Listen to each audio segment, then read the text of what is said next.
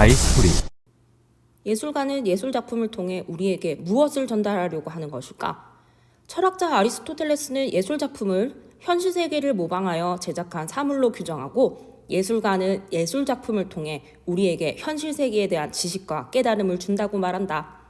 이러한 그의 예술관은 그의 세계관과 밀접한 연관이 있다. 가의 일문단은요, 예술에 대한 아리스토텔레스의 정의와 그의 예술관에 대해서 이야기하고 있어요. 아리스토텔레스는 현실 세계의 모든 사물은 진료와 형상으로 구성된 하나의 실체로 보았다. 그가 말하는 진료란 사물을 구성하는 물질적 재료를 의미한다. 그리고 형상은 그 사물의 보편적 개념이나 가치, 본질을 의미한다. 그는 예술작품의 진료와 형상 또한 마찬가지라고 주장했다. 그에 따르면 예술가는 자신이 이해한 사물의 형상을 진료에 담아 예술작품으로 재현한다. 그래서 감상자는 예술작품을 감각적으로 경험하면서 예술가가 담은 사물의 형상을 이해할 수 있다. 즉, 예술작품이 현실 세계를 이해하는 매체가 되는 것이다. 이 문단은 아리스토텔레스가 주장한 예술작품의 진료와 형상에 대한 이야기였습니다. 3문단입니다.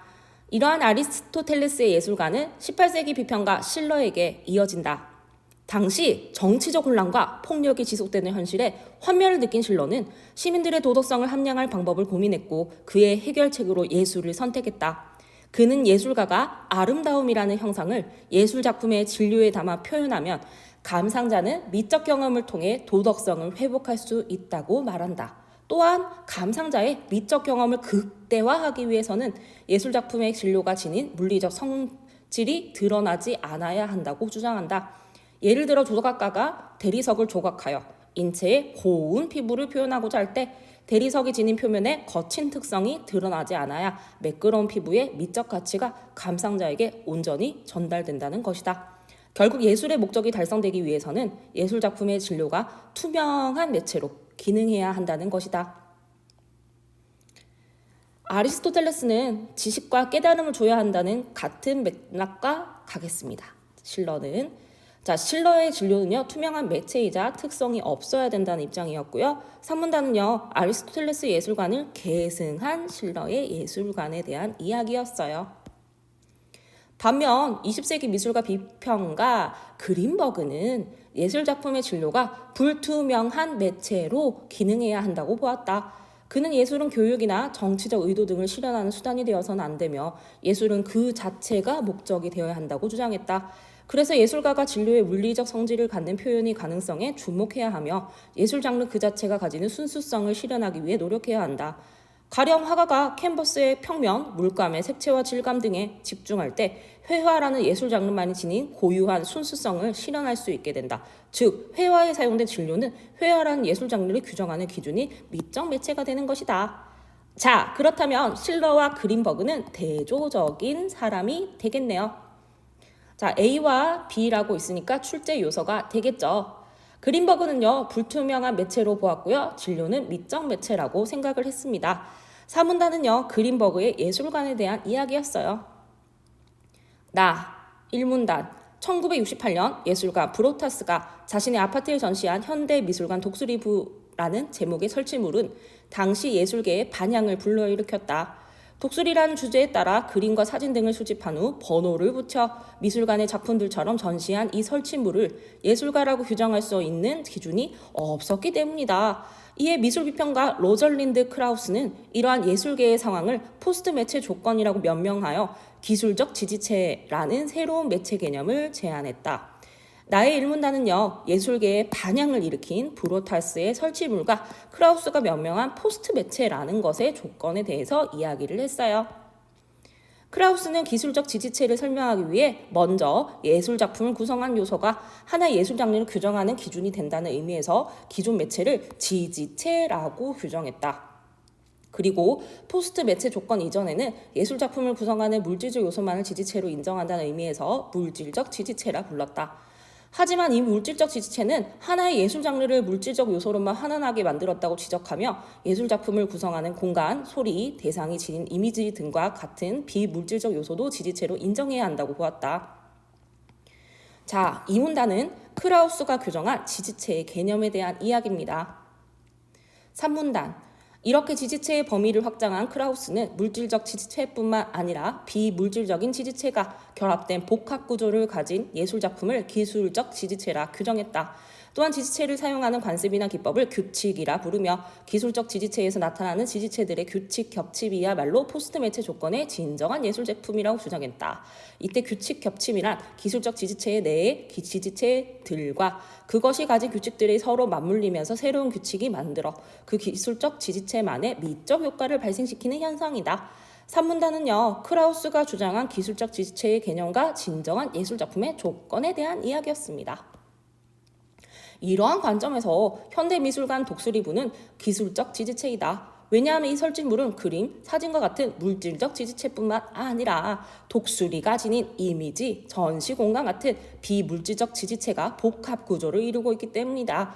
동시에 그림의 회화 방식, 사진의 촬영 기법, 번호를 붙여 전시하는 방식이 서로 맞물리면서 이 설치물만의 새로운 규칙을 만들어 설치 예술로서의 미적 효과를 발생시키고 있다. 사문단은 현대미술관 독수리부가 기술적 지지체에 해당하는 이유에 대해서 설명하고 있습니다. 오문단, 그는 이러한 기술적 지지체를 창안하기 위해서는 예술가가 기술적 지지체의 새로운 규칙을 발견하고 확립해야 한다고 주장한다. 그에 의하면 기술적 지지체의 창안은 예술가의 의지나 역량만으로 가능한 것이 아니라 예술가가 기술적 지지체의 표현 가능성을 우연히 포착해 규칙을 확립함으로써 가능하다. 또한 예술가는 현재 사용되는 지지체를 기존의 규칙대로만 사용하지 말고 새로운 기술적 지지체와 결합하는 작업 등을 통해 예술에서 사용하는 매체를 확장하기 위해 노력해야 한다고 역설한다. 왜냐하면 그것이 포스트 매체 조건에서 다양한 지지체로 새롭게 시도하는 예술가들은 이것은 예술이 아니다 라고 하는 구속에서 벗어나게 하고 이것도 예술이다 지지하는 바탕이 되기 때문이다. 오문단은 기술적 지지체를 창안하기 위한 조건에 대한 이야기였습니다. 첫 번째 문제는 내용 전개 방식 파악하기 문제였습니다. 정답은요, 바로 3번이었습니다.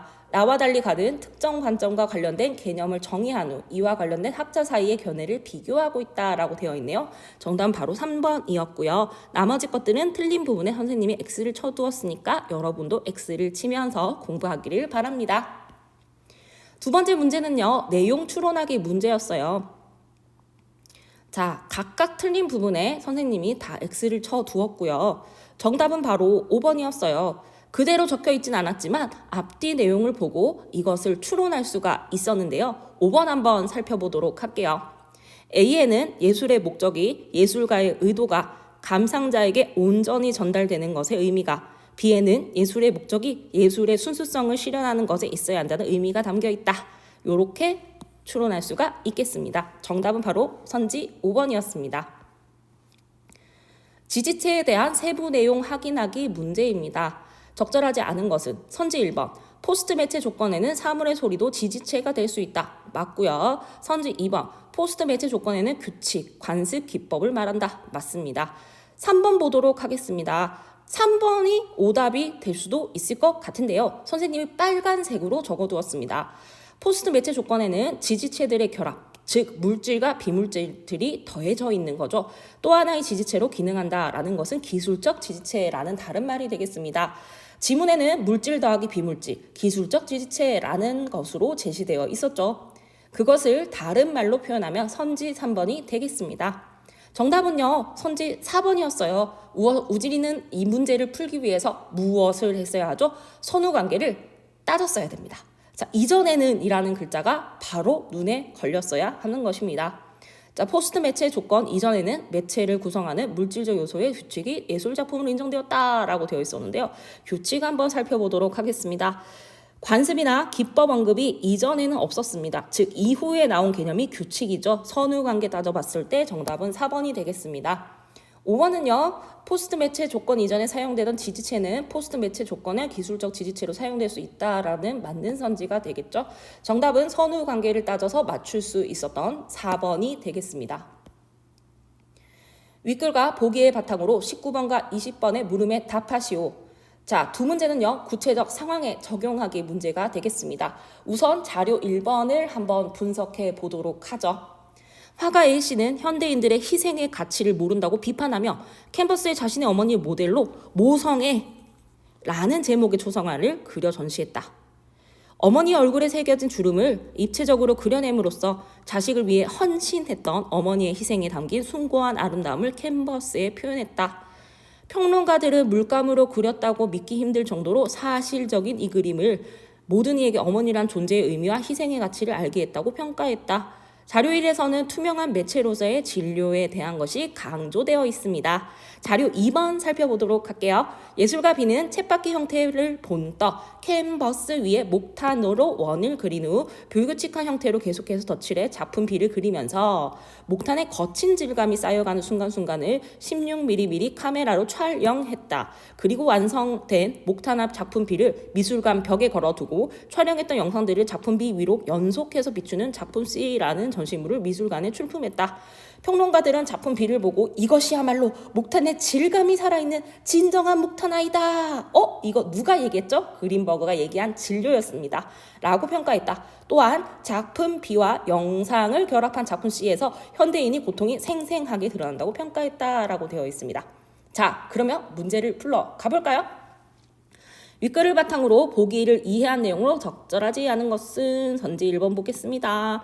자료 1의 캔버스를 실러는 투명한 매체로 자, 캔버스의 질감이 살아있지 않아서 투명한 매체로 볼 수 있겠죠. 물질적 지체로 보겠군. 맞는 선지가 되겠고요.